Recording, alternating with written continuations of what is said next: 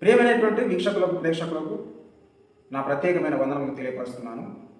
ఈ దినము నేను ప్రత్యేకమైనటువంటి అంశంపైనే మాట్లాడాలని చెప్పి ఆశపడుతుంటున్నాను. ప్రియమైనటువంటి వాళ్ళరా, గత 78 సంవత్సరాల క్రితం అంటే మనకు స్వాతంత్రం మన భారతదేశానికి సాధించబడిన ఆ తొలినాళ్లలో అంటే 1946-47 సంవత్సరాలలో ఇక్కడ ఈ గూడెం అనే గ్రామం ముస్తాబాద్ మండల్, అప్పుడు కరీంనగర్ అనేటువంటి జిల్లా ఉండే, ఇప్పుడు అది రాజన్న సిరిసిల్ల జిల్లాగా మార్చబడ్డది. సరే, ఏది ఏమైనప్పటికీ ఒక గొప్ప పొగడదగినది, శ్లాఘనీయమైనటువంటిది, ఎంత చెప్పినా తక్కువ అన్నట్లుగా చేసినటువంటి సేవలు, విస్మరింపరానటువంటి సేవలు ఒకప్పుడు ఈ క్రైస్తవ మిషనరీ లేదా క్రైస్తవ సంస్థ లేదా క్రైస్తవ సంఘం ఏదైతే ఉన్నదో అది ఈ గూడెంలో అందించడం జరిగింది. అంటే ఆ యొక్క క్రైస్తవ సంఘ స్థాపన వల్ల వారి యొక్క సేవలు ఏ విధంగా ఉండేవారంటే, వారు ఆ దినాల్లో సామాజిక పరిస్థితులు చాలా ఘోరాతి ఘోరంగా హీనంగా ఉండేటువంటి, ముఖ్యంగా ఈ దళిత వాడల్లో వారిని చూసేవారు, పట్టించుకునేటువంటి వారు లేకుండేవారు. విద్యా వైద్యం విషయంలో అప్పుడు చాలా దీనమైన పరిస్థితి ఉండేది. చదువు అనేటువంటిది లేకుండే పరిస్థితులు. అంటే అప్పుడే మా నాన్న కూడా ఆ స్వాతంత్రం కాలం నాటి మనిషి, అంటే స్వాతంత్రం సాధించిన తొలిటి దినాల్లో ఆయన కూడా ఒక చిన్న బాబుగా ఉన్నాడు అన్నమాట. అయితే ఏది ఏమైనప్పటికీ అప్పుడే ఆ దినాల్లో ఈ అస్పృశ్యత, అంటరానితనం అనేటువంటిది చాలా ఘోరాతి ఘోరంగా ఉండేది. ఈ దళితులకు, ముఖ్యంగా ఈ బడుగు బలహీనులకు ఒక ఆస్తి కానీ చిరస్తురాస్తులు కానీ ఎక్కువగా ఉండేటువంటి పరిస్థితుల్లో లేకుండేటువంటి వారు. ఎక్కువ దొరలకు రజాకారులకు బానిసత్వం చేసేటువంటి పరిస్థితులు ఒక రకంగా చెప్పాలంటే. అయితే ఆ దినాల్లో వీరికి చదువు చెప్పాలనేటువంటి ఏదైతే ఆలోచన ఉన్నదో ఆ చదువు అనేటువంటి మాట ఏ మాత్రం కూడా వీరికి అది ఒక అందని ద్రాక్షగానే ఉండిపోయేదన్నమాట. అందుకొరకు అప్పుడు మా నాన్నలు, మా తాతలు వారికి చదువు అనేటువంటిది లేదు కనుక వారు చాలా అజ్ఞాన స్థితిలోనే ఉండేటువంటి వారు. అయితే ఆ రోజుల్లో ఈ యొక్క పెత్తందారితనం అనేటువంటిది చాలా ఉండేది కనుక ఏది ఏమైనప్పటికీ ఈ క్రైస్తవ సంస్థ ఏదైతే ఉన్నదో సిఎస్ఐ అని అంటున్నాం, అది సౌత్ ఆఫ్ ఇండియా అని ఫుల్ ఫామ్. అయితే ఆ యొక్క సంస్థ లేదా ఆ యొక్క మిషనరీ సంస్థ ఈ గ్రామానికి వచ్చి మా దళితవాడలో వారు అనేకులను చైతన్యపరిచి వారికి చక్కగా చదువు చెప్పి, వారికి అనారోగ్య పరిస్థితులు ఉన్నప్పుడు ఆరోగ్యానికి వారికి మంచి చికిత్స చేస్తూ వారికి చాలా మట్టుకు సేవలు అందించారు. ఆ దినాల్లో అందరూ కూడా ఏదో పొలం పనిలోకి వెళ్తున్నటువంటి పరిస్థితులు ఉండేవి కనుక వాళ్ళు పొద్దున్న దాకా, అంటే వారు దినమంతా కూడా పనికి వెళ్ళి వచ్చినప్పుడు వారి పిల్లలను ఈ యొక్క పాస్టర్ అయ్యా చూసుకునేటువంటి వారు. అంతేకాకుండా రాత్రి వేళ ఈ పెద్దలకు వాళ్ళు దీపం వెలుగులో చదువులు చెప్పేటువంటి వారు. అంటే ఒక మాటలో చెప్పాలంటే పిల్లలను వారు బాగా చూసుకున్నారు, పెద్దలకు కూడా చదువులు అందించారు. అప్పుడు చదువుకునేటువంటి సామాగ్రి ఏంటిది అని చెప్పి కనుక మనము ప్రశ్నించుకున్నప్పుడు ఆ దినాల్లో పలకలు అనేటువంటివి ఉండేవి కావు, కట్టె పలకలు. అంతేకాకుండా పలిగిపోయినటువంటి కుండల యొక్క పెంకులు, ఆ పెంకుల మీద రాస్తూ వాళ్ళు ఆ చదువు అనేటువంటి నేర్చుకున్నారు.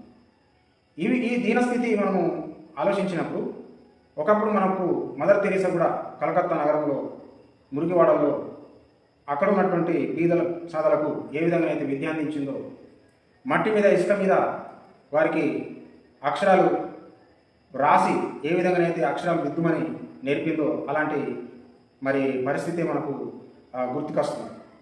కాబట్టి ఇంతటి ఆ, బీద స్థితి, ఇంతటి దీన స్థితిలో కూడా వాళ్ళు చక్కని సేవలు అందించారు.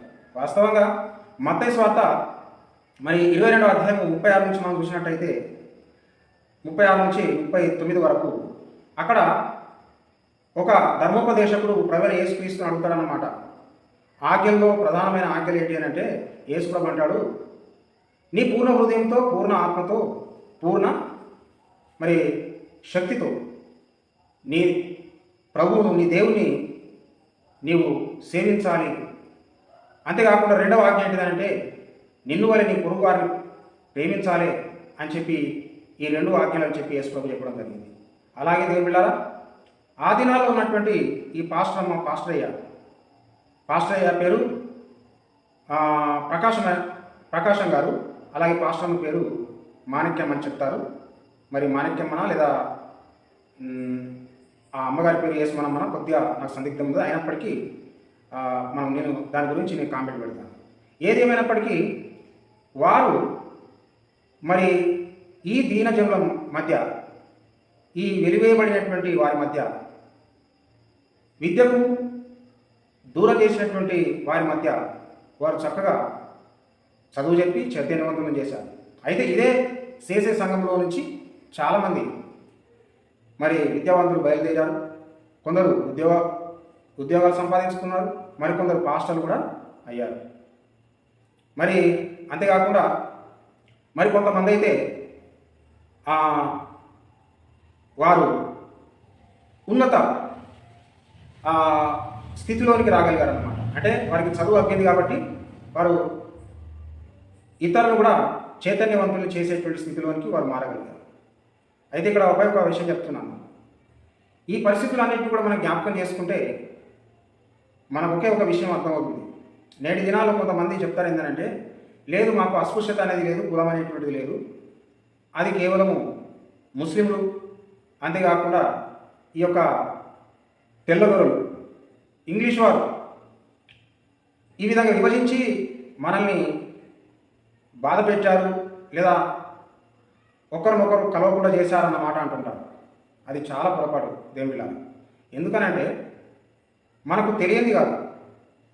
దొరలు అనేటువంటి వారు ఎవరైతే అధికారం చేతులు ఉంటుందో అటువైపు వారి చేతులు అధికారం ఉన్నప్పుడు కానీ వాళ్ళు ఒకే రీతిగా ప్రవర్తించారు. అంతేకాకుండా అగ్రవర్ణాల వారు కూడా ఈ యొక్క తక్కువ కులస్తులు అని చెప్పి వీళ్ళని ఎవరు కూడా పట్టించుకున్న పాపాన పోలేదు. కాబట్టి చాలా దుర్భరమైనటువంటి పరిస్థితులు ఎదుర్కోవడం జరిగింది. సరే, ఏది ఏమైనప్పటికీ ఈ యొక్క పాస్టరమ్మ గారు మరి క్రైస్తవంలో ఉన్నటువంటి ఒక నేచర్ లేదా గుణం ఏంటిదనంటే ఎవరినైనా హక్కున చేర్చుకునేది, కులాలకు మతాలకు అతీతంగా ప్రేమించేటువంటిదే క్రైస్తవం. కాబట్టి తమ యొద్దకు వచ్చినటువంటి వారికి చక్కగా విద్యాబుద్ధులు చెప్పి బాప్తిసాలు ఇచ్చి చెడు మార్గంలో పోతున్న వారిని సన్మార్గమునకు వారిని తిప్పడం జరిగింది.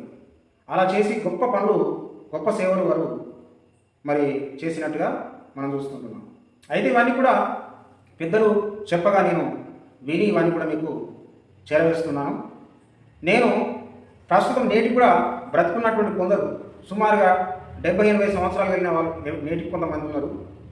వాళ్ళలో నుంచి కొందరు ఇప్పుడు బ్రతుకున్నటువంటి వారి యొక్క పేర్లు ఏంటి అని అంటే బండా ధరంపురి, అలాగే గంగమాద్రి సత్తయ్య గారు, అంతేకాకుండా గంగమాద్రి పద్మయ్య గారు మొదలగు అనేకులు నేటికి కూడా కొందరు బతుకున్నటువంటి వారు ఉన్నారు.